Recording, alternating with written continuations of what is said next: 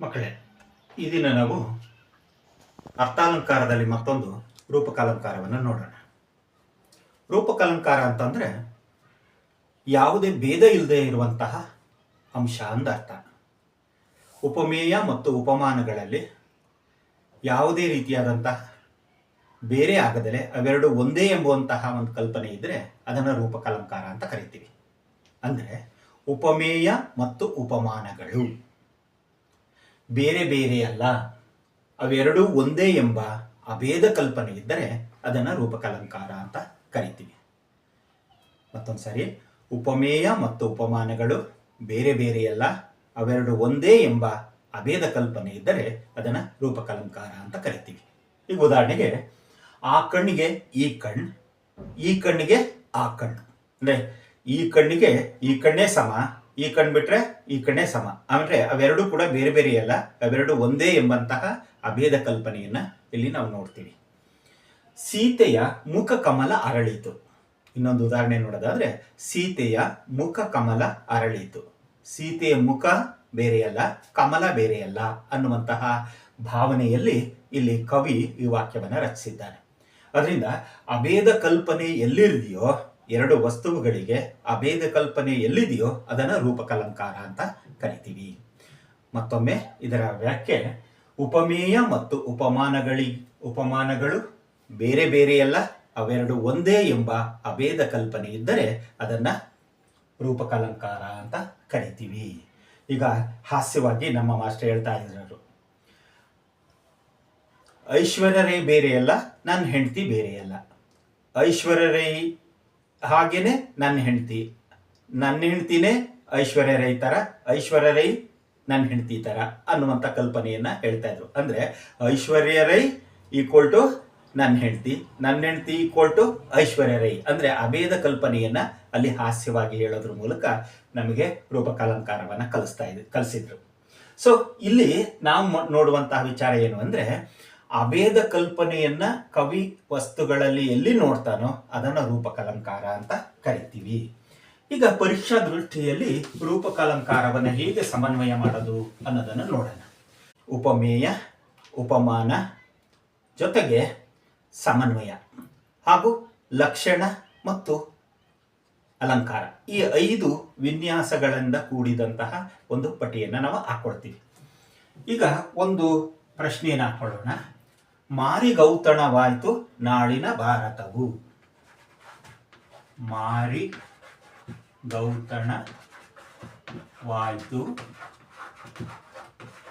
ನಾಳಿನ ಭಾರತವು.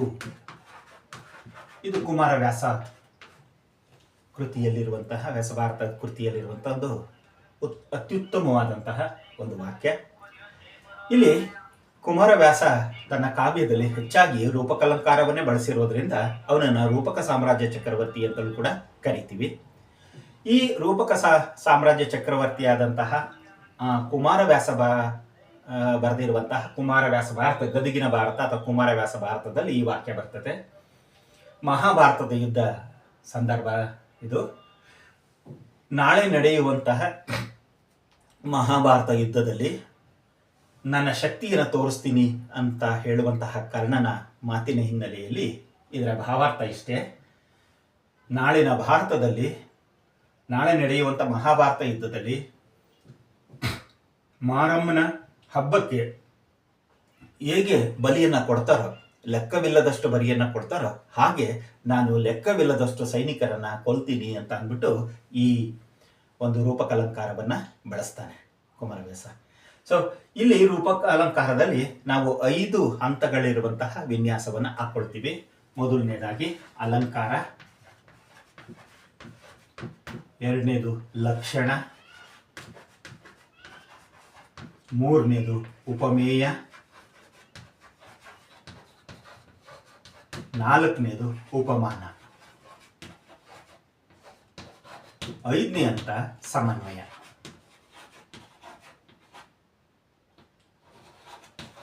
ಈ 5 ಹಂತಗಳ ಒಂದು ವಿನ್ಯಾಸವನ್ನು ನಾವು ರೂಪಕಾಲಂಕಾರದಲ್ಲಿ ನೋಡ್ತೀವಿ. ಅಲಂಕಾರ ಈಗಾಗಲೇ ಹೇಗೆ ಗುರುತಿಸೋದು ಇದನ್ನ ನೋಡೋದಾದ್ರೆ, ಸಾಮಾನ್ಯವಾಗಿ ನಾವು ಆ ವಾಕ್ಯವನ್ನ ಓದಿ ಕವಿ ಯಾವ ವಸ್ತುವನ್ನ ವರ್ಣಿಸ್ತಾ ಇದ್ದಾನೆ ಅನ್ನೋದನ್ನ ಗಮನದಲ್ಲಿ ಇಟ್ಟು ಆ ಉಪಮೇಯವನ್ನ ಗುರುತಿಸ್ಕೊಳ್ಬೇಕಾಗತ್ತೆ. ಇಲ್ಲಿ ಮಾರಿ ಗೌತಣವಾಯಿತು ನಾಳಿನ ಭಾರತ. ಕವಿ ನಾಳೆ ನಡೆಯುವಂತಹ ಮಹಾಭಾರತದ ಯುದ್ಧವನ್ನ ವರ್ಣಿಸ್ತಾ ಇದ್ದಾನೆ. ಅದು ಯಾವ್ದು ಹೋಲಿಸ್ತಾ ಇದ್ದಾನೆ?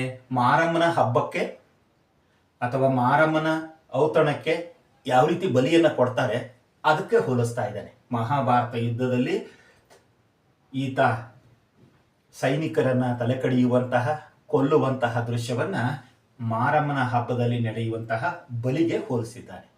ಈ ಬಲಿ ಕೊಡೋದು ಬೇರೆ ಅಲ್ಲ, ಆದರೆ ಮಹಾಭಾರತದಲ್ಲಿ ಯುದ್ಧದಲ್ಲಿ ಸೈನಿಕರನ್ನ ಕೊಲ್ಲೋದು ಬೇರೆ ಅಲ್ಲ. ಇವೆರಡು ಒಂದೇ ರೀತಿ ಇದೆ. ಯಾಕೆ ಅಂತಂದ್ರೆ, ಮಾರಮ್ಮನ ಹಬ್ಬದಲ್ಲಿ ಹೇಗೆ ಲೆಕ್ಕವಿಲ್ಲದಂಗೆ ಬಲಿಯನ್ನ ಕೊಡ್ತಾರೋ ಹಾಗೆ ಮಹಾಭಾರತ ಯುದ್ಧದಲ್ಲಿಯೂ ಕೂಡ ನಾನು ಲೆಕ್ಕವಿಲ್ಲದಷ್ಟು ಸೈನಿಕರನ್ನು ಕೊಲ್ತೀನಿ ಅನ್ನೋ ಅರ್ಥ ಇಲ್ಲಿ ಹೊಮ್ಮುತ್ತೆ.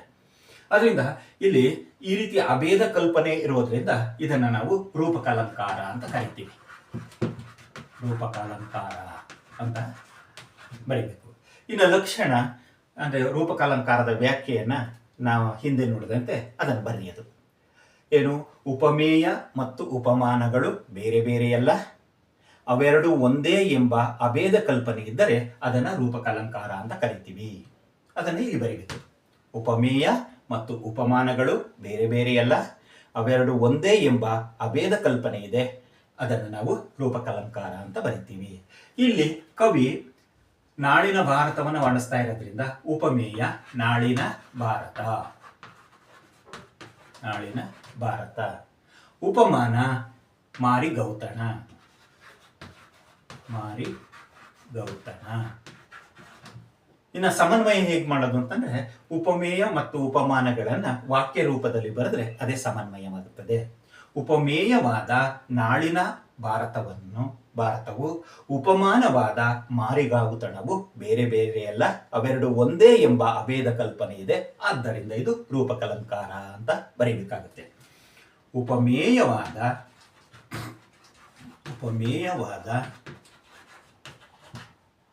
ನಾಳಿನ ಭಾರತವು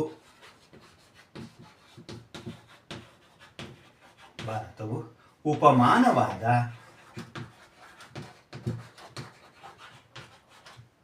ಮಾರಿಗೌತಣವು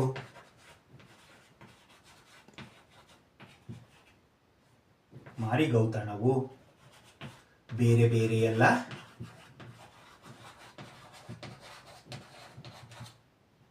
ಅವೆರಡು ಒಂದೇ ಎಂಬ ಅಭೇದ ಕಲ್ಪನೆ ಇದೆ, ಆದ್ದರಿಂದ ಇದನ್ನ ರೂಪಕಲಂಕಾರ ಅಂತ ಕರಿತೀವಿ. ಅಭೇದ ಕಲ್ಪನೆ ಎಲ್ಲಿದೆಯೋ ಅದನ್ನ ರೂಪಕಲಂಕಾರ ಅಂತ ಕರಿತೀವಿ. ಮಕ್ಕಳೇ, ಮುಂದಿನ ಕ್ಲಾಸಲ್ಲಿ ಮತ್ತೊಂದು ಉದಾಹರಣೆಯನ್ನ ಸಮನ್ವಯ ಮಾಡೋಣ. ನಮಸ್ಕಾರ.